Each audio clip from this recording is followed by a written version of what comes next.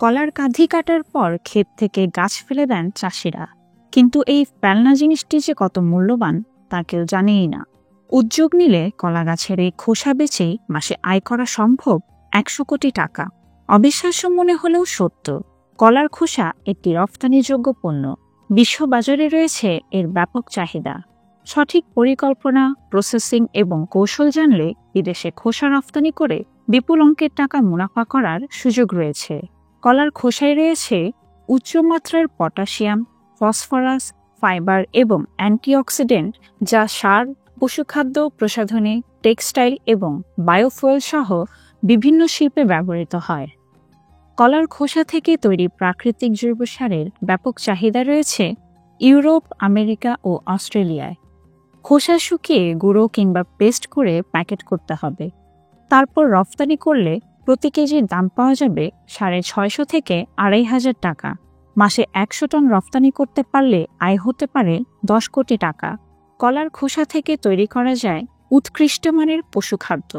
এটি শুকিয়ে গুঁড়ো অথবা পেস্ট করে গবাদি পশু ও দুধের খামার এবং ফিড মিলে বিক্রি করা যায়। ভারত ও চীনে রফতানি করতে পারলে প্রতি কেজির দাম পাওয়া যাবে ২৫০ থেকে ১২৫০ টাকা। মাসে ৫০০ টন রফতানি করা সম্ভব হলে আয় হতে পারে ২৫ কোটি টাকা। শক্তি উৎপাদন শিল্পে কলার খোসা থেকে তৈরি বায়োফুয়েল ও চারকোল ব্যবহৃত হয়। এটি প্রক্রিয়াজাত করে ওইসব কোম্পানি ও কারখানায় বিক্রি করলে ভালো লাভ পাওয়া যাবে। চীন, ভারত ও জার্মানিতে এটি প্রতি কেজি ১২৫০ টাকা থেকে ৩৫০০ টাকায় রফতানি করা যায়। মাসে ২০০ টন রফতানি করতে পারলে আয় হবে ৩০ কোটি টাকা। ত্বকের যত্নে কলার খোসা থেকে তৈরি ফেসওয়াশ ও অর্গানিক প্রসাধনী বিশ্বব্যাপী জনপ্রিয়। খোসা শুকিয়ে পাউডার বানিয়ে প্রসাধনী কোম্পানির কাছে সরবরাহ করতে পারলে ভালো আয় হবে।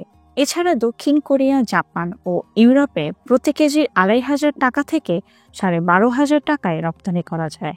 মাসে ১০০ টন রপ্তানি করতে পারলে আয় হবে ৫০ কোটি টাকা।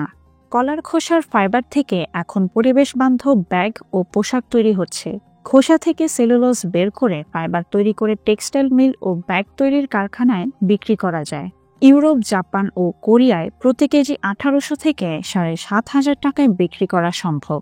মাসে ১০০ টন রফতানি করতে পারলে আয় হতে পারে ৩০ কোটি টাকা। তবে এই আয় নির্ভর করবে বিনিয়োগের ওপর। বিনিয়োগ সীমিত হলে ছোট স্কেলে শুরু করে ধাপে ধাপে ব্যবসা বাড়ানোই ভালো। এতে ঝুঁকির সম্ভাবনা কম। এই খাতে বিনিয়োগের আগে অবশ্যই সরকারের অনুমোদন, আইএসও ও অর্গানিক সার্টিফিকেট নিতে হবে।